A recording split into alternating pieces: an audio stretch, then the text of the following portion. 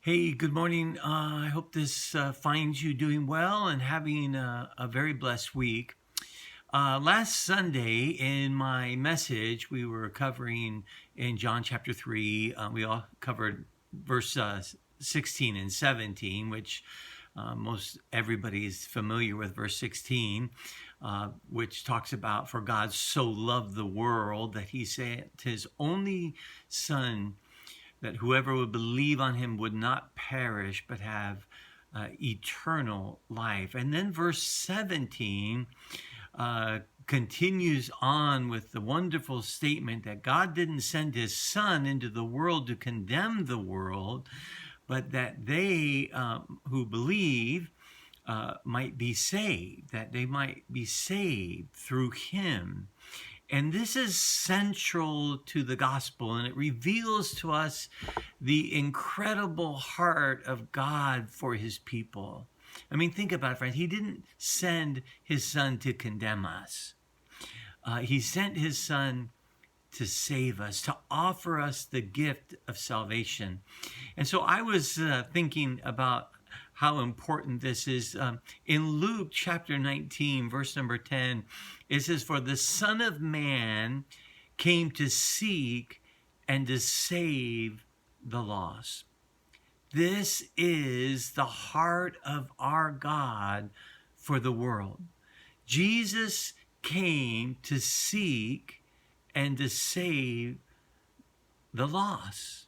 Now, when I was a kid, granted, many decades ago, I grew up in a traditional American neighborhood, and we didn't have video games. The TV was only on a certain few hours a day, and we would all go, especially in the spring, summer, would go outside and play. And one of the games that we played in the neighborhood was hide and seek. Now, I don't know how long that game has been out, but what we would do is we'd get a group of us and someone would be tagged. They were it. And they would start a count. They would cover their eyes, but usually lean against a tree, cover their eyes, and start the countdown. And everybody in the group would scatter to their favorite hiding place. And then when the time was up, they would call out, and then they would seek the hiders.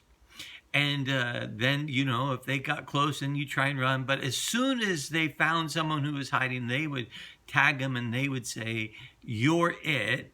And then the game would start all over again.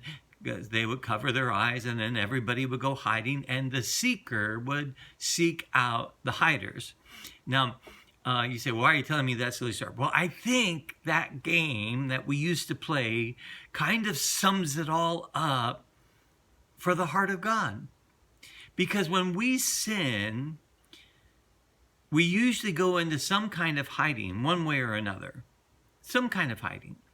When Adam and Eve sinned, they had been this beautiful fellowship with God and a beautiful environment with God, and they were tempted by the serpent, and Eve first took of the fruit of the knowledge of good and evil, and she ate, and she gave it to her husband, and he ate, and all of a sudden they became fully aware, fully conscious of their nakedness, and immediately they went into hiding. They went into hiding and they tried to sew fig leaves to find a covering. But the interesting thing about the story is, of course, God knew exactly what happened when it happened, but God came seeking them. He came into the garden, the story goes, at the same time, and he calls out for Adam and Eve. And they were hiding, and he sought them. And he calls them out to him, and he asks them questions, and he draws them out, and he makes this beautiful sacrifice to provide them clothing. Now, certainly there were just horrible consequences for their sin and their rebellion to God. But when they sinned, God didn't leave them to their own resources, and he didn't leave them in their hiding. Ever since Adam and Eve sinned, do you realize that we all kind of were born hiders? The world isn't out there seeking God. The world's hiding from God. And we hide in different ways in our culture. We hide with trying to cover up our needs with more stuff. We build bigger barns. We accumulate things and titles and try to feel smug and self-satisfied. But all that time, we remember that Jesus came to seek and to save the lost. Jesus is the ultimate seeker of the hiders. But then Paul tells us in Corinthians that we who have been reconciled to God have been entrusted with the ministry of reconciliation. So, if you use the hide and seek game analogy, Jesus comes when we were in our hiding, whatever state we were, and he sought us out, he found us, and he tags us. And he says, you're it. Now, be a seeker of the hiders. And I just wanted to encourage you today to remember that when you were lost, he came seeking you. And he drew you to himself and smothered you with his love. But that's not the end of the story. Now he's tagged you. You're it. You have been entrusted with the ministry of reconciliation. Now go find someone who's hiding. Seek them out and share with them the message of God's love. That God so loved the world that he gave. He gave his only Son, that whosoever believes in him will not perish, but have everlasting or eternal life. And remember this, friends, he did not come into the world to condemn the world. What a beautiful statement.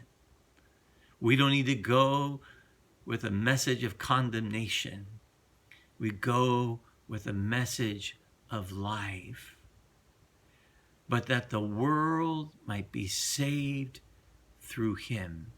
And you, friends, when you become a believer, you're filled with his life and entrusted with the ministry of seeking the hiders. And I encourage you, go do that today and the rest of your life. Give the message of love. I hope this blesses you. And if it does, pass it on. Send it on to someone else that they could be encouraged to. Have a great day. I love you. God bless.